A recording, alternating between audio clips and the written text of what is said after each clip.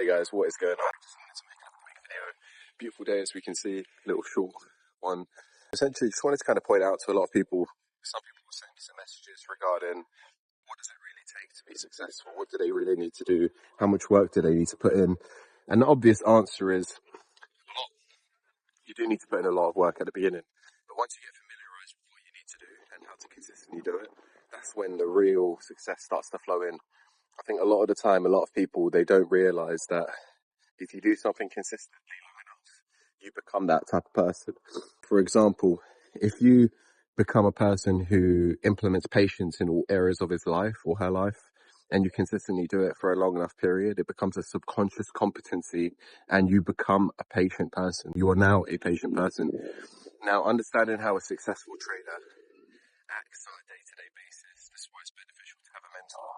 You can understand the inside of the mind, how this person thinks, acts, what they do on a daily basis, weekly basis. You don't need to copy it word for word, but you do need to learn to implement the similar things that they do. A lot of the time, a lot of people don't realize, but it only involves a very small incremental shift from time to time for you to do that long enough for you to become that. Let's just talk as a successful trader for a minute. A successful trader is somebody which we know we could list out is patient, is disciplined, is responsible, follows their risk management, process driven, they have structure in their life, they think abundantly, they don't have a lack mindset. Let's talk about some of the things that they don't, which they don't have and which they take pride in not having. So they don't stress about money. They don't worry about having to chase a trade. They don't worry about a lot of things. So they're not in a worry state. They're not in a lax state of mind. They're not impatient. So they're not always just trying to get eager and jump on stuff. When you list these things out, you start to realize more what are people not and what people are. And a lot of the time, what we tend to realize is that people are what they start to think about most of the time.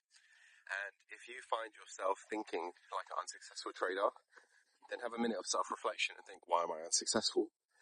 Is it because your thoughts and actions are not aligned with what a successful trader actually is? Now, that is a huge one, and that took me quite some time to really sink in, because sometimes a lot of things you do subconsciously actually align with the unsuccessful version of yourself. What you need to come to the realization with is that being successful is a part of your mindset. It all starts with the way you think and talk and you act, and the things that you're doing on a day-to-day basis that are aligning you with that successful version. So many people that I know who are successful, they don't act like the people who are not successful. They don't just sit around pumping out trades on the market, machine gun Kelly. They're not none of those type of people. What they actually do is strategy. They're patient. They're planning way in advance. They know what they're doing in a week in advance usually. For me, for example, and a lot of other people that I know who are making money, we know what we're actually looking at as a projection for next week, the week after, and potentially the month later, because we can already see in terms of our strategy where price is going and what could potentially be happening as a forecast for the forthcoming weeks, months, even years. Obviously, we don't want to be forecasting years ahead, but in the sense of that, this can really help you make a lot of money, is by not always getting zoomed in and what's going to happen in the next 15 minutes, what's going to happen in the next 5 minutes, the next minute candle. Sure, in some ways you can make money off those things. Consistently, I'm not too sure, but I know for a fact a lot of the time, a lot of people don't realize, or they haven't come to the realization that I can make money in so many different ways. I don't need to make money in the very short term and take quick trades here and there and keep scalping the market and stack up capital. Sure, that's one way to do it, but it comes with a lot of stress, a lot of time. And is that how you really want to build up your capital? Now, obviously, the end goal is to make money. You can do it by taking the 4 hours, for example. Beautiful. You can just wait for the 4-hour candles, London session, New York session, see how they're opening and closing, leading into your session opening, and take advantage of that accordingly. You can even do it on the daily. There's even ways you can actually make money on the daily. Now, a lot of people get put off it because they realize, damn, what? I would have to wait 17 days to make 10%. Well, look on the plus side. You would probably take maybe 2 or 3 or 4 positions, maybe 5 in a month. But the odds are the majority of them are going to be winners because you've placed yourself with a higher time frame with better confirmation. Risk reward's not as great, but understanding you know, the probability is over the 17-day, and I'm just using my own stats, over the 17-day marker as an average, you know, you're seeing yourself make around about 10%. So if you look at it, 5 trades, 10%, average is 2% per trade. And over a 17-day period, I'm still making 10%. So, and that's just one side of it. You can have multiple accounts, of course. You can have one long-term account, one short-term account, etc. But just keeping that in mind, you see how there's opportunity all around us. Keeping that very abundant mindset. And yeah, totally. Like, I just say these things because it's all about the way you think, man. If you jump on the 5-minute, the 15-minute, and the 1-minute, 3-minute, whatever, you can take 15, 20 trades in a day. And then 15, 20 trades might even only yield you 2-3%. Maybe sometimes you get lucky, you get 10%. Maybe sometimes you actually end up in extensive drawdown. But what you have to realize there is you've taken 20 trades to make 6, 7, 8%. All that stress, that time, all of that has come in where you're swinging, you're waiting for price to tap into a low, come back up, tap it, and break even. All of these things that happen. Is it really worth it? Ask yourself that. If you were somebody who was a future version of yourself, and you've got your family, if that's something you want, you've got your big house, if you want a big house, nice car, living in your dream place, and now suddenly you've got to make some money, right? Because, you know, you've got to pay for things that you have as well as part of your job. Would you rather be sitting at home on your computer all day trying to get them 20 trades, or would you much rather just be out enjoying yourself, knowing that you only have to be by the charts maybe periodically by a particular hour in a market open, or that you could potentially do it every 4 hours or daily, right? So you don't even have to take a trade today and you can enjoy life, right? That's the one thing that I say to a lot of people, is that you can do a lot of things. You don't really have to sit around and waste your time and energy constantly trying to hammer the markets to make money. You can do it in so many different ways. That's the great thing about trading, is the creative side of trading, is that it can work for you if you make it work for you. But remember, as I said at the beginning, it always starts with the way you think and the things that you do. And everything you say is an affirmation. I can constantly repeat this because it's something that a lot of people need to realize so that they can work on their self-imaging. I think keeping that in mind is probably one of the keys to fixing your self-imaging. Is number one, realizing that every thought and everything you say is an affirmation. So make sure it's positive. Even if you're feeling negative or something negative has happened in your life, see and look for the positive in it. And if you can't find it, just understand. Like if you reflect on any experience you've had in your life, a couple years down the line, you're going to know why that happened in that particular time. And it happened that way, right? I'll give you an example. There was a time where I, for example, had an issue with my car. Actually, it was in one of these videos on the daily vlogs and the shorts, early ones. There was an issue with my car, and the police illegally stopped me, took the plates and stuff, and then they gave me like a maximum fine. At the moment, I was pissed off, I was annoyed. I actually even went through self-sabotage and lost one of my funding accounts because, and that was just crazy, but I learned something from it. I learned that you can't control yourself. Sorry, you can control yourself, but you can't control your environment. And that was a real life experience that I can now attach to that quote. And because of that, it's a gentle reminder every time I'm in a situation that's happening in my environment. I know I can see a lesson in it. I can learn from it. I can realize that this is happening for a particular reason, but I don't need to know why. I just need to know something positive is coming out of it. So pointing that out and just putting it in there into perspective, realize this: everything that you're doing, everything that's happening to you, everything that's happened has happened for a reason to lead you to where you're going right now. So if you are one of those very few people that follow me and listen to these videos, you know, you have to realize that by you being here and just listening to me talk is literally a statement in itself to yourself, showing that you want more in life, you want to do a lot more, and you want to gain a lot more, but you potentially just don't know how. Or perhaps you know how, or you're wondering too much on the how, but the deep enough reason is you know why. Because you want a better life, you want more money, you want to help your family, you want to help yourself, you want a nice car, you want a nice house, you deserve nice things. You've always tried to do things properly, but you've never really got the results that you're looking for. Whatever the situation is, just understand that every single person who comes across this video is deserving, right? There's nobody who would put out their time to sit there and listen to somebody talk about success and all of these things if they didn't want to be successful. So your underlying root is you want to be successful and you are looking for success. But another thing you have to come to the realization with is, are you acting, are you thinking, and are you being the type of person that deserves that success? Now, if your quick answer is I'm not sure or I don't know, then come to the realization with this. And I would say just observe, be the observer of all your thoughts and actions and the things you say. You have a conversation with somebody, hey, how's it going? And they say, yeah, it's okay. Or how's the weather? Yeah, it's not bad. Look at the words they're using. Why are they using the word bad, not bad? Obviously, we know in terms, not bad means, yeah, it's okay, it's going well. But why do we have to use the word bad? Why can't we just say, yeah, it's phenomenal, it's absolutely great. Beautiful sun, beautiful day, beach, sun, water. It's great. Even if it was raining right now and it was thunderstorms, I'd be like, yeah, beautiful thunderstorms, really nice weather, the plants are getting water, really happy about that.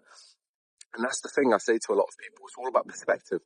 It's always about perspective, but changing that for yourself is a lot of work. And a lot of the time, a lot of people are not willing to do that work. And I think that's the very difficult part of it, is that when you are somebody who's going through this self-improvement journey, is going through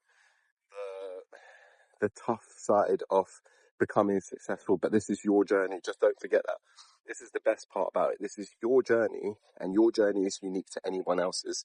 You've been brought up the way that you've come to reality right now. That's you. No one else can match that because you're very unique in that aspect. Don't mistake that uniqueness with thinking that you're not worthy. Okay? I don't want to go too much into depth with self-worth, but you have to come to the realization when I say every single person is worthy. It's just, as soon as you realize it, things will start aligning for you. You have to come to realization with your self-worth. You have to put in work. You have to put in work in the sense that you need to start realizing that you're worthy of achieving these things. You're worthy of having all of the things you want. You can do whatever you want. You can be whoever you want. For example, you can wear a suit tomorrow and walk around and change the complete persona of yourself and say, no, this is how I want to look. This is who I want to be. Many of you have probably gone through that where you've been in the wrong environment and you've decided that I want to change. May it have been when you were a kid in school and you knew you were going into a new school and you're like, I want to be a different person now. You know, these sort of things, you have to realize you can just take action straight away, immediately. You know, you don't have to be the same person making the same mistakes, the same person who looks at themselves and thinks, you know what, man, this is difficult. Struggle. No, absolutely not. You can change that tomorrow, today, right now. You can say to yourself, no, I'm going to do things as hard as they seem or as difficult as they come across. I'm going to do them. For example, if you see yourself as somebody who's procrastinating when it comes down to push, comes to shove, perhaps maybe it's not the case of you're not worthy enough. It's just perhaps your brain works differently. For example, myself, I know for a fact I procrastinate when I give myself too much of a workload. If I put too many things in front of me, I end up doing nothing. If I have a mess in my environment, for example, I used to have a habit where I used to always have a chair in my room and I used to pile clothes on it. And what I used to do is I used to pile, even if they were clean, I would just keep piling the clothes up. I wouldn't put them in my wardrobe. And it will get to the point where I've got this huge pile of clothes and the chair no longer fits any more clothes. So I then have to start putting it on my desk. And the room's getting cluttered with clothes. And I didn't think at the time it would make big difference in my life. I thought, yeah, sure, it's just a pile of clothes. You know, what's that to it? But then I came to the realization that this clutter, this pile of clothes, was a reflection of the person that I was. It was a level of procrastination. It was just in the back of my mind. I was trying to trade. I was just constantly trying to trade. And I was like, now, do you know what? And I was in some ways subconsciously saying to myself, I will deal with the pile of clothes when I make some money. But what I didn't realize is by dealing with the pile of clothes, making money would come easier because I've got nothing else in the way of me making money. What I actually put in front of me was the pile of clothes, perhaps maybe also some dishes, maybe some, hoovering the room, dusting the computer, whatever, all of these things, cleaning my desktop, all of these small things pile up on me to the point where they stopped me from making money. Because in the back of my mind, I'd wake up, walk into that environment, and I'll be like, oh, I need to do that. Yeah, I'll do it later. I'll do it later. I'll do it later. What does that tell my identity? I'm a do it later type of person now. Whereas when it came down to, let's say, executing a trade or getting out of the trade, you know what? It's okay. I can do it later. And I could get away with it because I wasn't instilling discipline. So do you see how discipline can be instilled in your life in so many different areas? It's not always the case that everything that you're learning and implementing in trading happens while you're trading. In fact, the biggest thing is a lot of these things happen outside of trading and they translate into your trading. There's a famous saying that Mark's obviously said to a lot of people, but obviously he's a true advocate of it as well. How you do one thing is how you do everything. So when I say that, I basically mean how you do one thing is how you do everything. If you think in trading you're going to approach the charts and be disciplined, you better be disciplined in every other area of your life. For example, if you say you're going to be a patient trader and then you come to the markets and you sit there trying to be patient, but then after you've got to go pick up your kids from school and you've left a bit late, so obviously you're not somebody who's great with timing, you've left a bit late and now you're on your way there and the light's going orange and it's about to go red, but instead of slowing down, you zoom up. Is that affirming to yourself you're a patient person or an impatient person? Small actions. You're, for example, having dinner, you've got a trade open and you're stressing. I'm speaking from self-experience here. You're stressing and you're stress eating now. You're not eating consciously. You're eating subconsciously, but you're eating quite quickly. You're not being present with the food and you're a little bit impatient. So you're just hammering at the food. By doing that, are you a patient person or impatient person? You're, for example, putting some food. You're warming it up. You know, it takes 15 minutes. It's around about 13 minutes. You know, it's not done. It says 15 minutes, but you've done 13. Instead of waiting the 2 minutes, you take it out 2 minutes early and start eating it. Is that patient or impatient? So I guess you get the idea here. So I kind of mention these things because they apply to all other things that you're doing in your life. Remember, how you do one thing is how you do everything. I know I dropped a lot of gems here and I hope there was a lot of value taken. I just think that a lot of the time, a lot of us traders and people who are working on our psychology, trying to become successful, working on business and doing these things, we get into the misconception that we think that we're already successful and we got these things going on for ourselves. But the truth is we don't. The truth is we don't have any of that stuff sorted. And we got to work on it. You got to work and you got to put constant work. You can't just expect to be overnight. And also a massive one is complacency. You know, when you've got it, you've got it. But the moment you stop and you start realizing, yeah, cool, I've got it down, and you start slipping up, you start letting them clothes pile up again. You start letting your desk get a bit messy. All of these little small things, that's a level of complacency seeping in your life. So if you can't handle that complacency, at the end of the day, it's going to handle you. So guys, thanks for watching. I hope you took some value from this. If you got any questions, drop it in the comments below and I'll look forward to catching up with you guys. Take care.